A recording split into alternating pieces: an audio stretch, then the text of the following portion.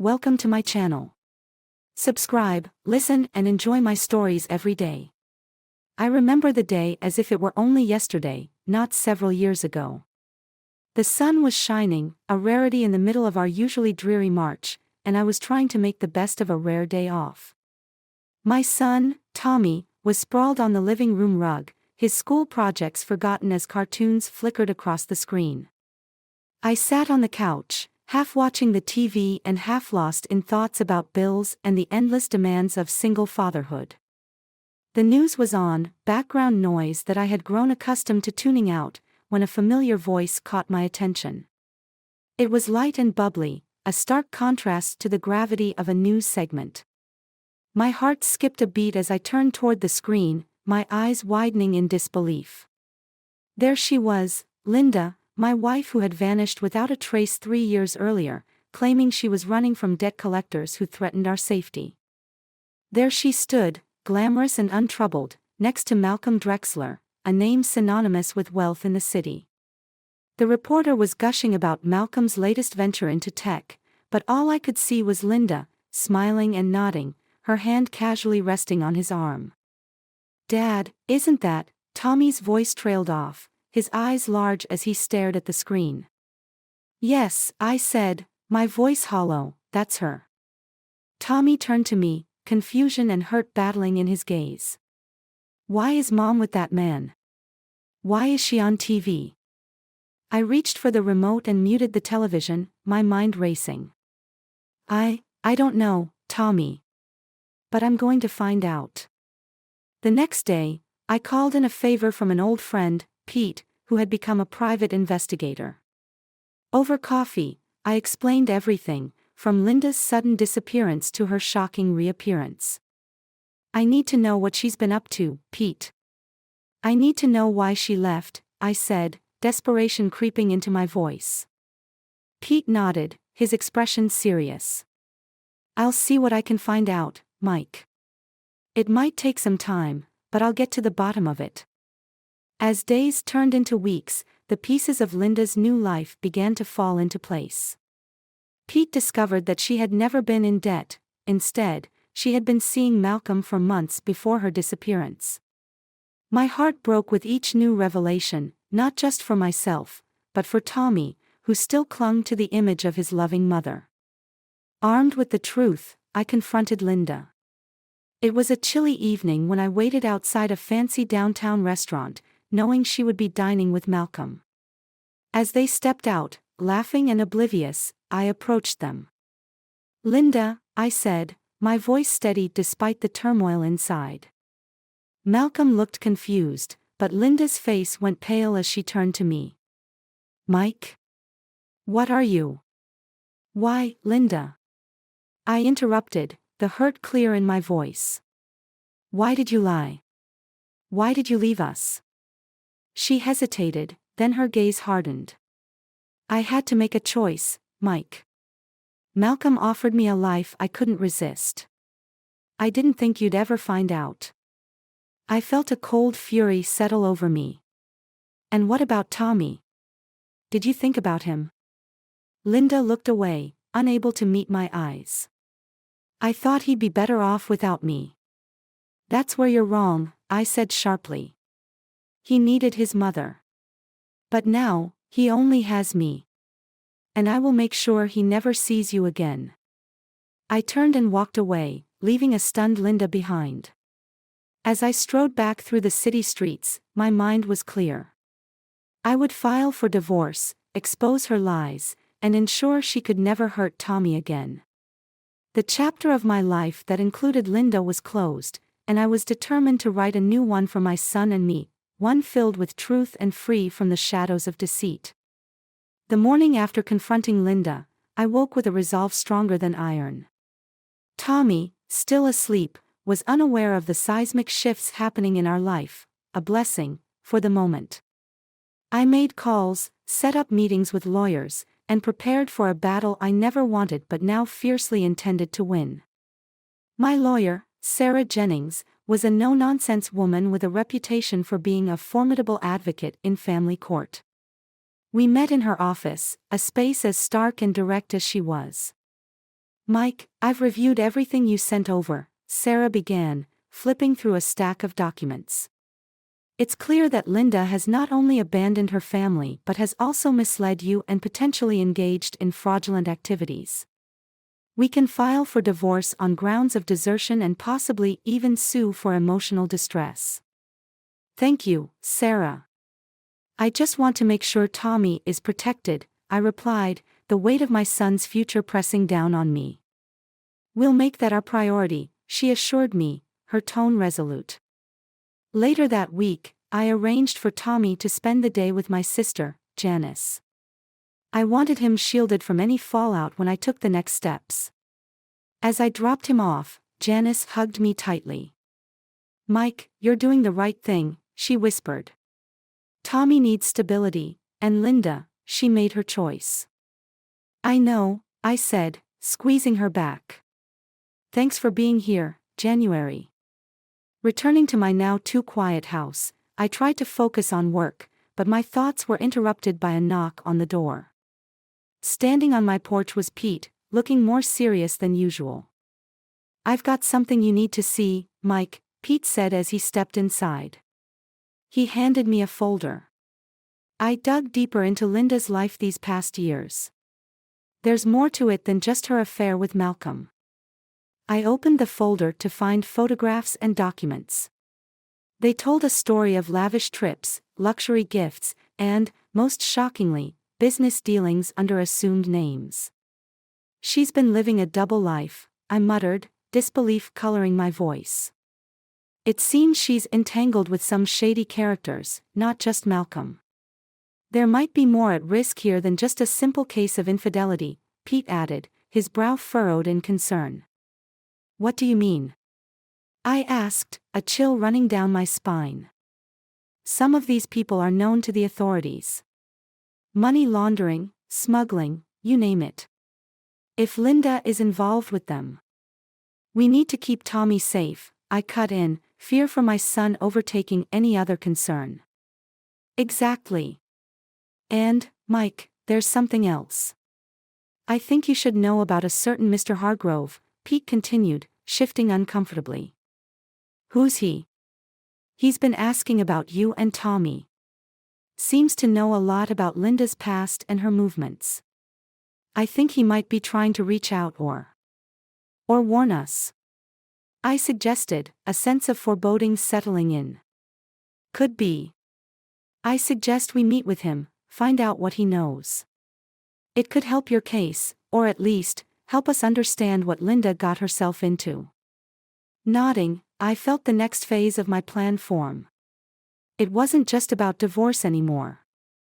It was about delving into a past Linda had buried, one that threatened to engulf us all. I needed to face Mr. Hargrove, unearth all secrets, and protect my son, no matter what dark corners I had to look into. Set it up, Pete. It's time we got some answers. The cafe was dimly lit and quiet, an odd choice for a meeting but perhaps fitting for the conversation I anticipated. I sat in a corner booth, sipping a lukewarm coffee, scanning every face that walked through the door. Pete sat across from me, his eyes equally vigilant. He said he'd be here at 3, Pete muttered, checking his watch for the third time. As the minute hand inched closer to the hour, a tall, shadowy figure pushed through the cafe door.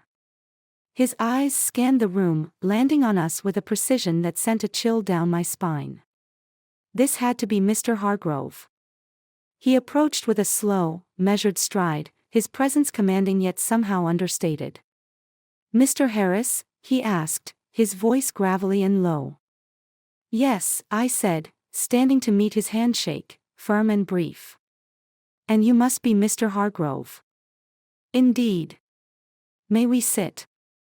His gaze flickered to Pete, who nodded slightly.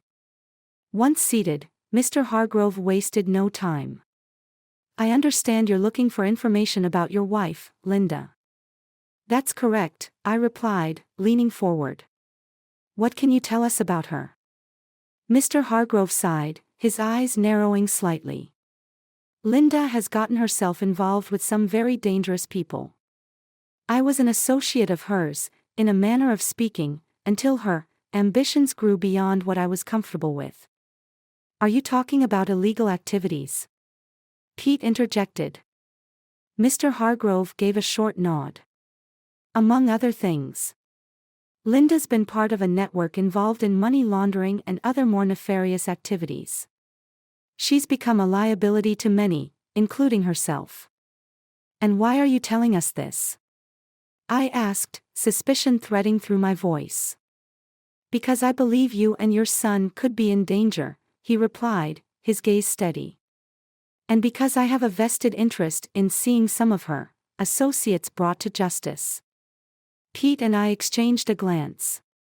What kind of danger? I pressed. Mr. Hargrove leaned back, his expression grim. Retaliation, for one. There are people who think Linda may turn state's evidence against them. They might try to get to her through you. I felt a knot tighten in my stomach.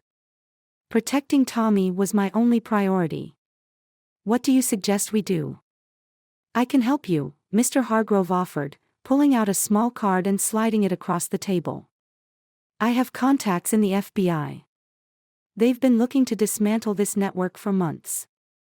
Your testimony, along with what I can provide, could help bring them down. And Linda? I asked, the question heavy in my throat. That depends on her next moves, he replied somberly. I took the card, feeling the weight of decisions yet to be made. We'll consider your offer, I said, standing up to leave. As Pete and I walked out into the fading light of the afternoon, he clapped a hand on my shoulder. What's your play, Mike? I looked back at the cafe, where Mr. Hargrove was still seated, watching us leave. I need to keep Tommy safe. If that means working with Hargrove and the FBI, so be it. But first, I need to know everything they have on Linda and her activities. Pete nodded, understanding the gravity of the situation. I'll make some calls, see what more I can dig up. As we parted ways, the evening air felt heavier than before. The path forward was fraught with dangers, but turning back was not an option. For Tommy's sake, I had to see this through, no matter where it led or how dark the journey might become.